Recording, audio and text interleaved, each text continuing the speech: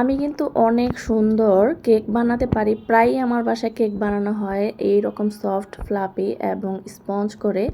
তো আমি আজকে ইচ্ছে করলো যে আপনাদের সাথে কেকটা মানে রেসিপিটা শর্টকাটে শেয়ার করি।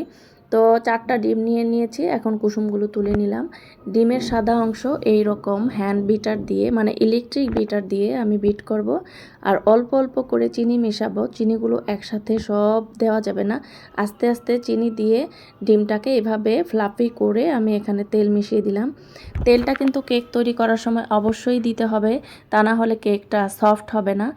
আর একটুখানি গাঢ় ঘন জাল করা দুধ দিয়ে দিলাম। এটাকে আস্তে আস্তে নেড়ে নিলাম যেন ডিমের ফোমটা নষ্ট হয়ে না যায়। তো পরিমাণ মতো ময়দা এখানে চেলে চেলে অল্প অল্প করে আমি এইভাবে স্প্যাচুলার দিয়ে আলতোভাবে মিশিয়ে নেব। ময়দার যেন কোনো রকমের দানা দানা ভাব না থাকে। তো আস্তে আস্তে কিন্তু আমি মিশিয়ে নিয়েছি, আর ফ্লাফিটা কিন্তু এখনও ঠিকই আছে। তো আমি 2 ভাগে ভাগ করে নিব কেকের ব্যাটারটাকে। তো এক ভাগে হচ্ছে কিছু কোকো পাউডার আমি মিশিয়ে নেব। কোকো পাউডারটা হচ্ছে খুব সুন্দর চকলেটি একটা ফ্লেভার আসে, আর কালার হয় চকলেট কালার। তো কোকো পাউডার দেওয়াতে ব্যাটারটা একটু ঘন হয়ে গিয়েছিল। এখানে অল্প করে ঘন করে জাল করা দুধ ঠান্ডা দিয়ে দিলাম।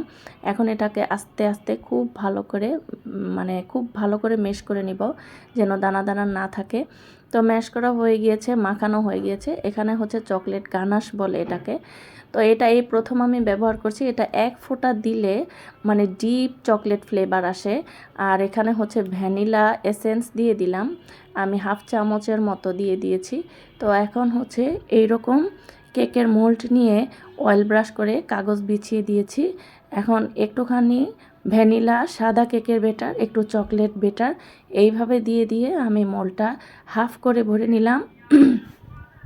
আর হচ্ছে ছোট কেকের মোল্ড নিয়েছি, এখানেও একটু ভ্যানিলা, সাদা কেকের ব্যাটার, একটুখানি চকলেট ব্যাটার দিয়ে মানে পর্যায়ক্রমে একটার পর একটা দিয়ে আমি মোল্ডগুলো ভরে নিব, তাহলে কেকটা দেখতে সুন্দর লাগে। চকলেট এবং ভ্যানিলা 2টা ফ্লেভার পাওয়া যায়।